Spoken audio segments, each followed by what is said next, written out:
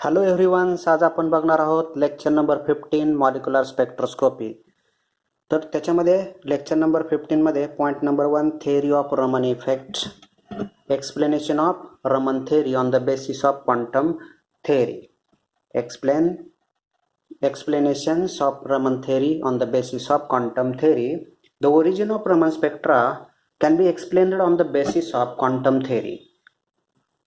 On the basis of quantum theory, according to this theory, to relative the study of scattered of light and incident light fall on a sample. तर याच्यामध्ये आपण relative study करतो कोणाचा? Scattering of light and incident light. Scattering light and incident light, this incident light fall on A sample. ती incident light कशावर पडते? सॅम्पलवर पडते. मग त्याच्यामध्ये ॲब्सॉर्ब केली जाते काही अमाऊंट ऑफ एनर्जी, काही स्कॅटर्ड केली जाते. म्हणजे आपण याच्यामध्ये याचा स्टडी कर. सपोज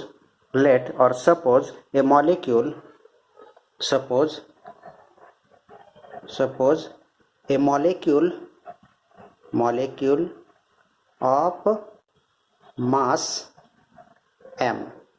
समजा एक मॉलिक्यूल कन्सिडर केलेला आहे आणि त्या मॉलिक्यूलचं मास काय आहे? m आहे. And the molecule having energy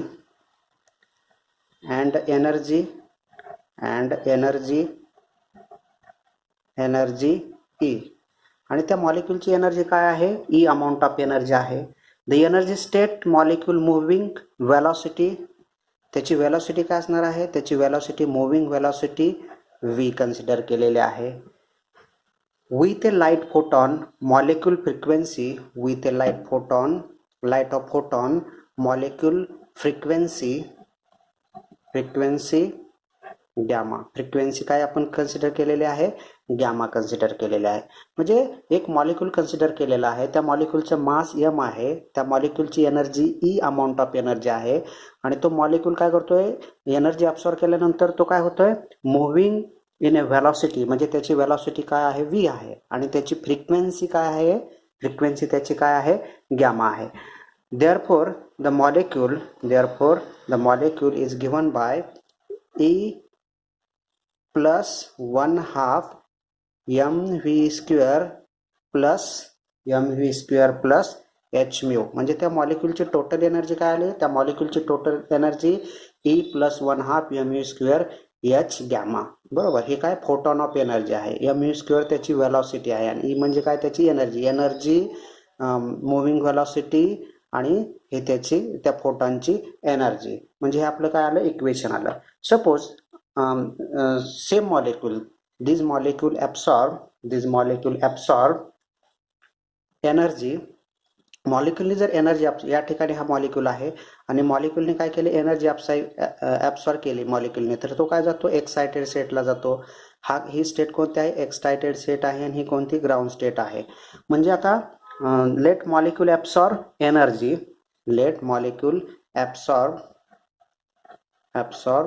energy, and it get excited, the energy state is E1. त्यावेळेस एनर्जी स्टेट काय आहे? त्याची एनर्जी स्टेट काय आहे? E डॅश आहे. ही एक्सायटेड स्टेट आहे. ही कोणती स्टेट आहे? एक्सायटेड स्टेट आहे. त्यावेळेस त्या मॉलिक्यूलची वेलॉसिटी काय असणार आहे? वेलॉसिटी पण काय असणार आहे? V वेलॉसिटी असणार आहे. बरोबर. मास काय असणार आहे? त्याचं मास पण काय असणार आहे? mच, कारण तो सेम मॉलिक्यूल आहे. आणि त्या मॉलिक्यूलची जी फ्रिक्वेन्सी आहे, फ्रिक्वेन्सी मात्र या ठिकाणी चेंज होणार आहे. फ्रिक्वेन्सी काय असणार? त्याची गॅमा डॅश असणार. त्याची फ्रिक्वेन्सी काय असणार आहे? Gamma dash. The total energy of excited state molecule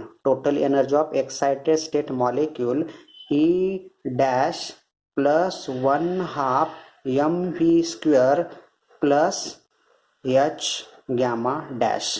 बरोबर. ही कुठल्या स्टेटची आहे? ग्राउंड स्टेटची एनर्जी आहे. आणि ही कुठली आलेली आहे एनर्जी? आपली एक्सायटेड स्टेटची एनर्जी आलेली आहे. बरोबर. ही एक्सायटेड स्टेटवाली, आणि ही इथली जी आहे ती ग्राउंड स्टेटवाली एनर्जी आपली आलेली आहे. But applying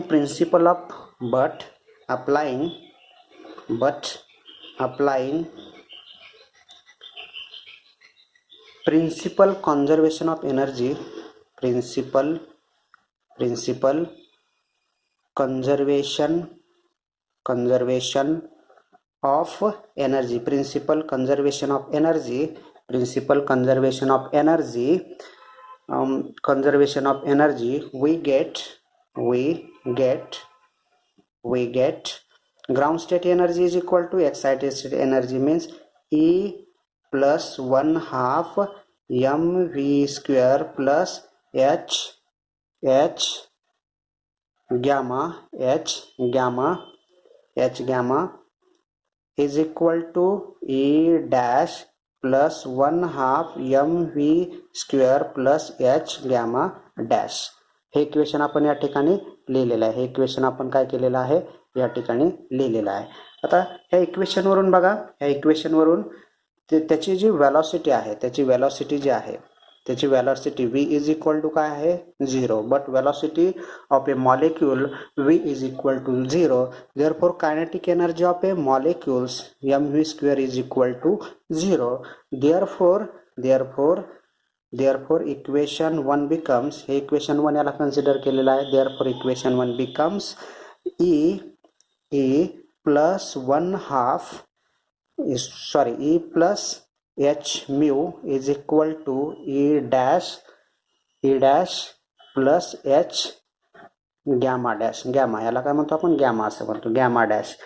rearrange above equation याला इक्वेशन 2 म्हणूया. Rearrange equation 2. Therefore equation 2 becomes E minus E dash. हे E डॅश आपण इकडे ट्रान्सफर केलेलं आहे, plus h gamma is equal to h gamma dash. हे जे इक्वेशन 3 आहे, इक्वेशन 3 ला काय करायचं, equation 3 dividing h on both side, जे काय होईल मग, E minus E dash upon h plus gamma, या ठिकाणी h आहे, या ठिकाणी h, हे h कॅन्सल होईल, is equal to h gamma dash upon h get cancel. म्हणजेच इक्वेशन काय, E minus E dash upon h plus gamma is equal to gamma dash. हे काय आलं, आपलं इक्वेशन आलेलं आहे. इक्वेशन नंबर याला काय म्हणूया, इक्वेशन नंबर 4. या ठिकाणी आपलं इक्वेशन नंबर 4 आलेलं आहे. There are three possibilities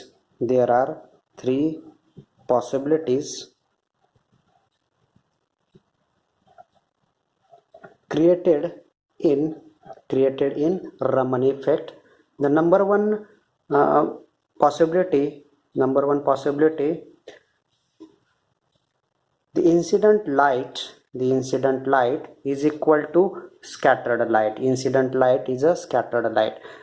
Suppose the vibrational energy state V is equal to 0, V is equal to 1, and this is a excited state. The h mu amount of the molecule absorbing h mu amount of energy molecule goes to excited state, बरोबर, आणि return to, then परत तो return कुठे येईल, ground स्टेटला येईल. म्हणजे ही energy कोणती आहे, याच्यामध्ये ही E डॅश एनर्जी आहे, आणि ही खालची जी एनर्जी कोणती आहे, E एनर्जी आहे, ग्राउंड स्टेटवाली. आणि त्यानंतर मॉलिक्यूल ग्राउंड स्टेटला येतो, त्यावेळेस काय करतो, काही अमाऊंट ऑफ एनर्जी काय करतो, रिलीज करतो, त्याला काय म्हणतो आपण, h mu dash. It create 3 possibility. Possibility number 1, the E is equal to E dash. Number 1 possibility, E is equal to E dash. This is known as Rayleigh. त्यालाच काय म्हणतो आपण, Rayleigh म्हणतो. आणि Rayleigh मध्ये काय असतं, incident light is equal to scattered light. त्याच्यामध्ये इन्सिडेंट लाईट आणि स्कॅटर्ड लाईट कशा असतात, सेम असतात. म्हणजेच काय असणार, h mu is equal to h mu dash. म्हणजे हे h mu is equal to h mu dash कसं असणार आहे, याच्यामध्ये सेम असणार आहे. त्यानंतर आणखीन यांच्यामध्ये 2 पॉसिबिलिटी तयार होऊ शकतात. नंबर 1 पॉसिबिलिटी, दुसरी पॉसिबिलिटी जी आहे ही नंबर 1 पॉसिबिलिटी झाली.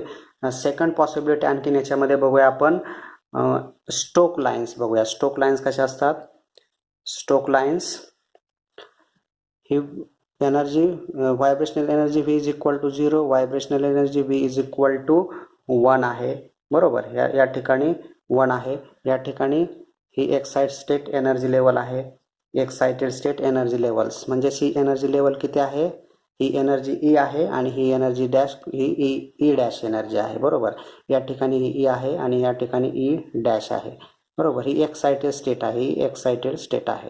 तर याच्यामध्ये मॉलिक्यूलने जर एनर्जी ॲब्सॉर्ब केली, हा ग्राउंड स्टेटला मॉलिक्यूल आहे, तर हा मॉलिक्यूल कुठून जाणार? ॲब्सॉर्ब केल्यानंतर एनर्जी एक्साइटेड स्टेटला जाणार. एक्साइट स्टेटला गेल्यानंतर हा रिटर्न कुठे येणार आहे? हा या ठिकाणी ई डॅशला येणार आहे. म्हणजे या ठिकाणी बघा, E is greater than E dash, E is greater than E dash. याच्यामध्ये ई इज ग्रेटर दॅन काय आहे? ई डॅश आहे. म्हणजेच E is greater than E dash means stoke lines means incident light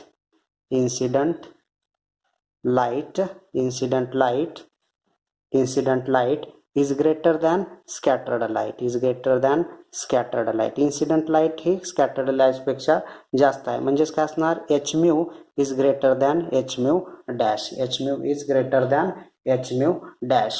त्यानंतर आणखीन एक याच्यामध्ये पॉसिबिलिटी, ही second possibility झाली. त्यानंतर थर्ड पॉसिबिलिटी याच्यामध्ये आणखीन एक क्रिएट होईल. थर्ड पॉसिबिलिटी काय आहे? या ठिकाणी ही v is equal to 0, v is equal to 1 म्हणजे ही ई आणि ही ई डॅश आहे. बरोबर, या ठिकाणी एक्साइटेड स्टेट आहे.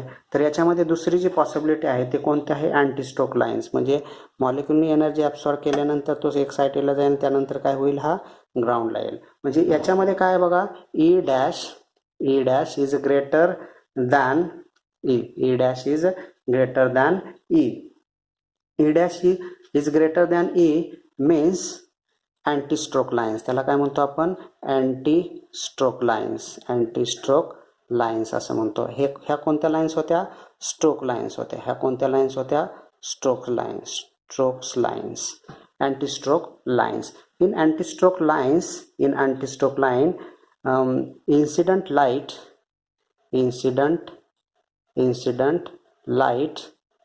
is smaller than scattered light. Incident light he scattered light पेक्षा कशी आहे? स्मॉल आहे. म्हणजेच काय असणार? h mu is smaller than h mu dash. तर याच्यामध्ये आपण एक स्पेक्ट्रम पण दाखवू शकतो. स्पेक्ट्रम असा याच्यामध्ये आपण व्यवस्थित असा स्पेक्ट्रम दाखवू शकतो. याच्यामध्ये स्पेक्ट्रम कसं दाखवणार आपण बघा. आता हा जो रेलाय आहे, रेलायचा स्पेक्ट्रम हा जो आहे तो मधला जो आहे तो रेलायचा स्पेक्ट्रम आहे. हा कशाचा स्पेक्ट्रम आहे? रेलायचा स्पेक्ट्रम आहे. बरोबर. त्यानंतर आपल्याला स्टोक लाईनचा स्पेक्ट्रम दाखवायचा. स्टोक लाईनचा स्पेक्ट्रम कसा असणार? स्टोक लाईनचा, कारण याच्यामध्ये काय आहे? Energy E is greater than E dash आहे. म्हणजेच काय असणार आहे? याची एनर्जी याच्यापेक्षा कशी असणार आहे? जास्त असणार आहे. रेलायपेक्षा याची एनर्जी कशी असणार आहे? जास्त असणार आहे. या ठिकाणी हा दुसऱ्या कलरमध्ये दाखवूया. त्यानंतर दुसरा जो आपला अँटी स्ट्रोक लाईन्स आहेत, त्या अँटी स्ट्रोक लाईन्समध्ये बघा, ई डॅश कसा आहे? ई हा स्मॉलर आहे, तर आपण कसं दाखवूया? ते ई स्मॉलर कसं दाखवू शकतो? अशा पद्धतीने दाखवू शकतो. बरोबर. म्हणजे ह्या लाईन्स कोणत्या आहेत? अँटी स्ट्रोक लाईन्स आहेत. अँटी स्ट्रोक्स लाईन्स आहेत. आणि ह्या ज्या लाईन्स आहेत त्या कोणत्या आहेत? स्ट्रोक लाईन्स आहेत. ह्या कोणत्या आहेत? स्ट्रोक लाईन्स आहेत. म्हणजे आपण थेअरी ऑफ रमन इफेक्टमध्ये अगोदर आपण काय केलं? इक्वेशन डिराईव्ह केलं. इक्वेशन डिराईव्ह केल्यानंतर आपल्याला 3 पॉसिबिलिटी मिळाल्या. त्या 3 पॉसिबिलिटी आहेत ते ई एनर्जी ई आणि ई डॅश एनर्जी ह्या 2 स्टेटवर ठरल्या जातात. एक म्हणजे एक तयार होते ती स्टोक लाईन्स आणि दुसरी अँटी स्ट्रोक. आणि एनर्जी दोन्ही सिमिलर असेल तर त्यावेळेस काय असणार? रेलाय असणार. म्हणजे ही जी पॉसिबिलिटी आहे रेलाय, दोन्ही एनर्जी सेम असण्याची, म्हणजे 500 मॉलिक्यूल म्हणजे नंबर ऑफ मॉलिक्युल्स सॅम्पलमध्ये काय असणार आहेत, नंबर ऑफ मॉलिक्युल्स असणार आहेत. बरोबर. आपण जर एका क्युवेटमध्ये सॅम्पल घेतलं आणि ते कलर इमिटरमध्ये म्हणा किंवा वेगवेगळ्या आपण त्याच्या इन्स्ट्रुमेंटल पोरोमीटर वगैरे टेस्ट वगैरे घेतल्या तर त्या सॅम्पलमध्ये भरपूर प्रमाणाचे मॉलिक्युल्स असणार आहेत. म्हणजे एक 5000 ते भरपूर 5000मध्ये एकच मॉलिक्यूल असा असणार आहे की असा एक रमन इफेक्ट दाखवणार आहे. ह्याचा जो स्टडी केलेला आहे सी व्ही रामन हे इंडियन सायंटिस्ट आहेत, त्यांनी हा स्टडी केलेला आहे. हा स्टडी फार महत्त्वाचा आहे. त्यांना याच्याबद्दल नोबेल पारितोषिक मिळालेलं आहे. तर हा रमन इफेक्ट फार महत्त्वाचा आहे. हा Raman effect C V Raman यांनी ऑब्झर्व केलेला आहे, म्हणून त्याला आपण काय म्हणतो, रमन इफेक्ट असं म्हणतो. Comparative study of I R and Raman spectra किंवा त्याला आपण म्हणू शकतो rule of mutual exclusion principle. तर सुरुवातीला आपण बघूया स्टेटमेंट. सुरुवातीला काय बघूया त्याचं स्टेटमेंट. स्टेटमेंटमध्ये molecule has centre of symmetry. Molecule जर सेंटर ऑफ सिमेट्री दाखवत असेल तर काय असतो, आय आर इनॅक्टिव्ह असतो. आय आर इनॅक्टिव्ह असतो. आणि रामन काय असतो, ॲक्टिव्ह मॉलिक्यूल असतो. रामन काय असतो, ॲक्टिव्ह मॉलिक्यूल असतो. Molecule has no centre of symmetry. समजा मॉलिक्यूल सेंटर ऑफ सिमेट्री दाखवत नसेल तर तो काय असणार आहे, I R active molecules and Raman inactive molecules. हे काय झालं, आपलं स्टेटमेंट झालं. आता हे आपण एक्सप्लेनेशन करू शकतो. हे काय करू शकतो आपण, एक्सप्लेनेशन करू शकतो.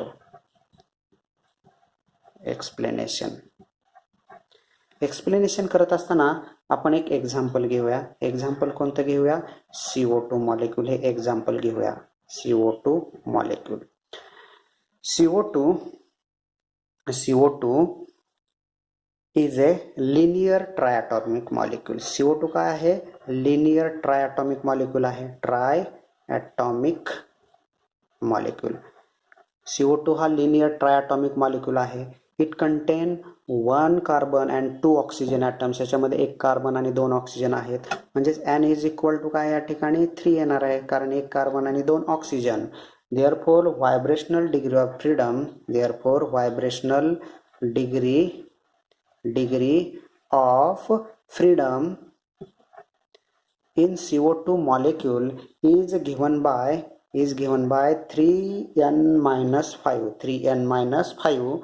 Therefore 3 into 3 minus 5 is equal to 9 minus 5 is equal to 4 The CO2 molecule shows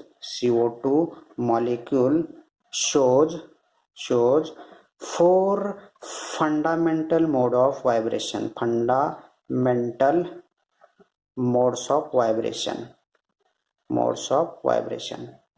म्हणजे CO2 मॉलिक्यूल आपल्याला काय दाखवेल, 4 फंडामेंटल मोड्स ऑफ व्हायब्रेशन दाखवतील. तर ते 4 फंडामेंटल मोड्स ऑफ व्हायब्रेशन कोणते आहेत, तर आपण पाठीमागच्या लेक्चरमध्ये पण बघितलेलं आहे. बरोबर. तर आपण नंबर 1 बघूया. त्याच्यामध्ये नंबर 1 जो आहे, नंबर 1 कोणता आहे, सिमेट्रिक स्ट्रेचिंग. नंबर 1 काय त्याच्यामध्ये,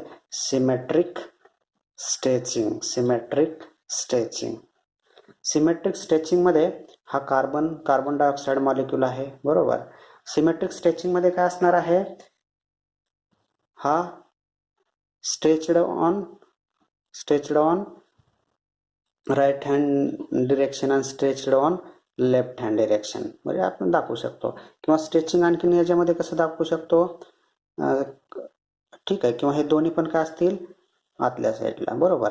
म्हणजे दोन्ही ऑक्सिजन हे कार्बनकडे जातील किंवा दोन्ही ऑक्सिजन कार्बन पासून लांब तरी जातील, म्हणजे त्याला काय म्हणतो आपण, सिमेट्रिक स्ट्रेचिंग म्हणतो. त्यानंतर सेकंड जे आहे, आणि ह्याची स्ट्रेचिंग फ्रिक्वेन्सी किती असते, 1330 पर सेंटीमीटर एवढी असते. दुसरी स्ट्रेचिंग आहे, 2 नंबरची जी स्ट्रेचिंग आहे ती म्हणजे कोणती, असिमेट्रिक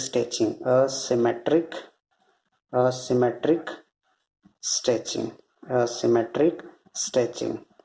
तर असिमेट्रिक स्ट्रेचिंग मध्ये हा कार्बन डायऑक्साईड मॉलिक्यूल आहे. ह्याची असिमेट्रिक स्ट्रेचिंग कशी असणार आहे, असिमेट्रिक स्ट्रेचिंग एक मॉलिक्यूल हा ऑक्सिजन काय होईल, कार्बनकडे जाईल आणि दुसरा ऑक्सिजन हा कार्बन पासून दूर जाईल. बरोबर. ह्याला काय म्हणतो आपण, असिमेट्रिक स्ट्रेचिंग, किंवा अशा पद्धतीनं पण आपण दाखवू शकतो. याला काय म्हणतो, asymmetric stretching. The asymmetric stretching IR value is 2, 3, 4, 9 per centimetre एवढे आहे. त्यानंतर आपण नेक्स्ट दाखवू शकतो. नेक्स्ट जी आहे, नेक्स्ट जे 4 मोड्स ऑफ व्हायब्रेशन आहे ते म्हणजे कोणतं आहे, बेंडिंग. तर बेंडिंगमध्ये 2 प्रकारच्या बेंडिंग्स आपण CO2 मॉलिक्युल्समध्ये दाखवू शकतो. एक बेंडिंग म्हणजे C double bond O double bond O. दोन्ही ऑक्सिजन हे अपवर्ड डिरेक्शन असतील, कार्बन हा डाऊनवर्ड डिरेक्शन असेल. त्यानंतर C double bond O double bond O दोन्ही ऑक्सिजन हे डाऊनवर्ड डिरेक्शन असतील आणि कार्बन हा अपवर्ड डिरेक्शन असतील. तर याची जी स्ट्रेचिंग फ्रिक्वेन्सी आहे, स्ट्रेचिंग फ्रिक्वेन्सी किती असते, 667 पर सेंटीमीटर. म्हणजे हे 2 स्ट्रक्चर आहेत बेंडिंगचे. म्हणजे टोटल किती आहे त्याच्यामध्ये, 4 fundamental modes of vibration. Number 1, number 2, number 3 and number 4 असे टोटल काय आहेत, 4 फंडामेंटल मोड्स ऑफ व्हायब्रेशन्स आहेत. तर आपण याच्यामध्ये एक एकाचा स्टडी करूया. सिमेट्रिक स्ट्रेचिंग मध्ये बघा, molecules are equals. Molecules in symmetric stretching, bond moments are equal. In CO2 molecules bond moments are equals but opposite in direction. यांची डिरेक्शन कशी आहे, opposite direction, but opposite in direction. The resultant dipole moment is a 0. म्हणजे त्याचा dipole moments काय असणार आहे, resultant dipole moments is equal to 0. dm means dipole moment. The resultant dipole moment is 0. Change in polarizability of molecule, त्याची पोलरायझेबिलिटी काय होणार आहे, change होणार आहे. पोलरायझेबिलिटी याची पोलरायझेबिलिटी काय होणार आहे, याची चेंज होणार आहे. पोलरायझेबिलिटी चेंज का दाखवणार, it shows polarizability because electron cloud get diffused. या ठिकाणी काय होणार आहे, इलेक्ट्रॉन क्लाउड काय होणार आहे, diffused at one end and compact other end. इलेक्ट्रॉनचं क्लाउड आहे ते एका एंडला काय होणार आहे, डिफ्यूज होणार आहे आणि दुसऱ्या एंडला काय होणार आहे, कॉम्पॅक्ट होणार आहे. म्हणजेच in symmetric stretching molecule shows polarizability means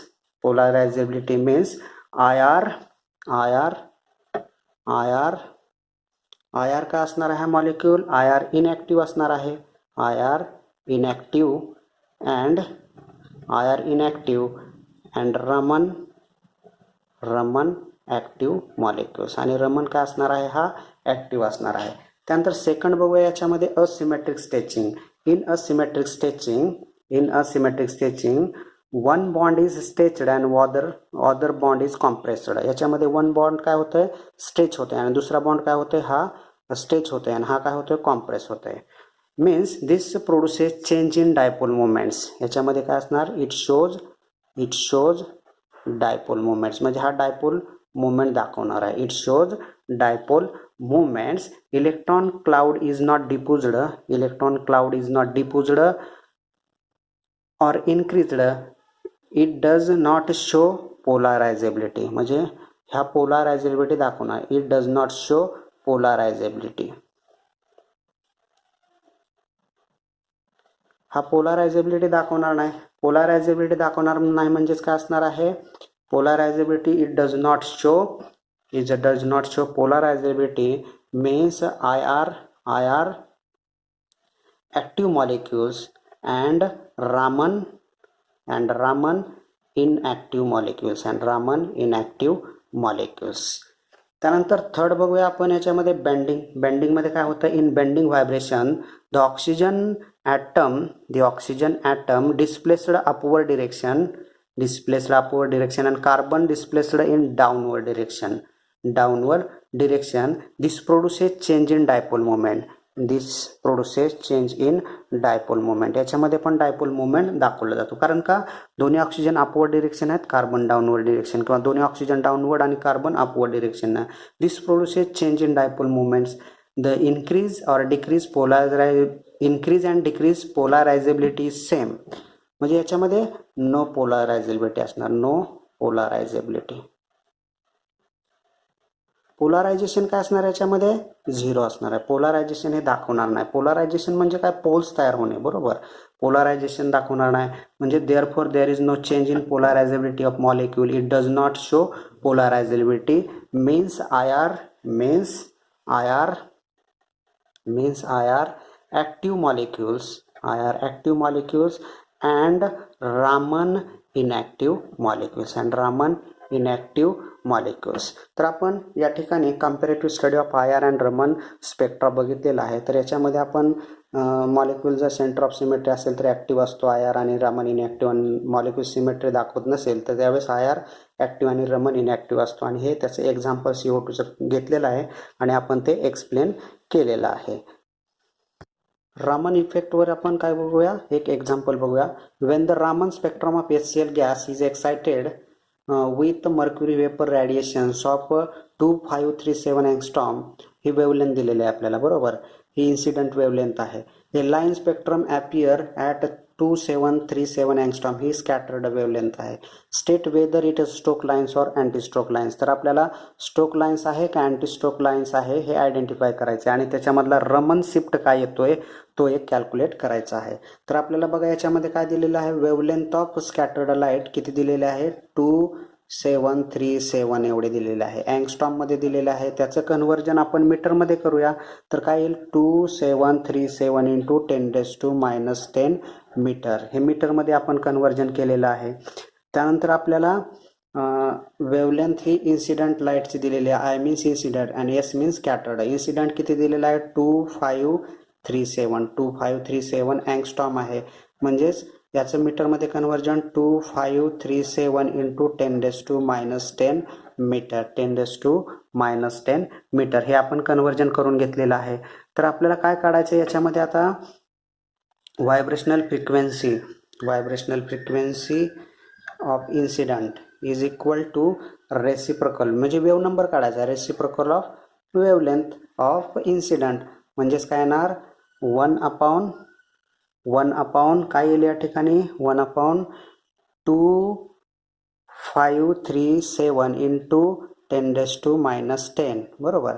हा जर आपण हे जर कॅल्क्युलेटरच्या सहाय्याने कॅल्क्युलेशन जर करून बघितलं तर किती येते याच्यामध्ये, 3.941 इंटू 10⁻6 पर मीटर, म्हणजे हे आपण काय काढलेलं आहे, इन्सिडंट लाईट काढलेले आहे. इन्सिडंट लाईटचं वेव नंबर काढलेला आहे, बरोबर. त्यानंतर आपण स्कॅटर्ड लाईटचं काढूया. Scattered light of V bar S is equal to reciprocal of scattered light is equal to 1/2737 into 10⁻⁻10. हे जर आपण कॅल्क्युलेशन केलं तर ह्याचं आन्सर काय येणार आहे, 3.653 इंटू 10⁻6 पर मीटर. तर या दोन्ही व्हॅल्यूमध्ये जर बघितलं, ही एक व्हॅल्यू आणि ही एक व्हॅल्यू, तर याच्यामध्ये काय wave number of incident light is greater than scattered light. ज्यावेळेस incident light is greater than scattered light असते त्यावेळेस काय लाईन्स कोणती असते, स्ट्रोक लाईन्स असते. त्यावेळेस लाईन कोणती असते, स्ट्रोक लाईन्स. म्हणजे आपण आयडेंटिफाय केलं की ही लाईन्स कोणत्या आहे, एक्झाम्पलमध्ये HClची जी लाईन आहे ती कोणती लाईन आहे, स्ट्रोक लाईन्स आहेत. आपण स्ट्रोक लाईनचा स्पेक्ट्रम पण बघितला आहे थेअरीमध्ये, बरोबर. ही लाईन कोणती आहे, आपली स्ट्रोक लाईन आहे. तर याच्यामध्ये रामन शिफ्ट काय येईल, बघा याच्यामध्ये आपण रामन शिफ्ट बघूया. Raman shift is equal to V bar R is equal to V bar I minus V bar S, म्हणजेच काय येणार, काय येईल या ठिकाणी 3.941 इंटू 10⁻6 मायनस 3.653 इंटू 10⁻6, बरोबर. तर आपण या ठिकाणी 3.941 मायनस 3.653 हे कॉमन घेतलं, 10⁻6. याचं जर आपण सबस्ट्रॅक्शन केलं तर व्हॅल्यू किती येते, 0.288 इंटू 10⁻6 पर मीटर. हे काय आले, आपले रामन शिफ्ट आले. या ठिकाणी आपण आयडेंटिफाय केलं स्टोक लाईन आहे का अँटी स्टोक लाईन आहे. त्यानंतर आपण त्याच्यामधला रामन शिफ्ट पण काय केला आपण त्याच्यामधला कॅल्क्युलेट केलेला आहे. तर आपण हे एक्झाम्पल या ठिकाणी सॉल्व्ह केलेलं आहे रामन शिफ्ट आणि identify of stoke and anti stoke lines. तर आपण हे लेक्चर नंबर जे 14 आहे तर लेक्चर नंबर 14 आपण याच ठिकाणी स्टॉप करत आहोत. थँक्यू.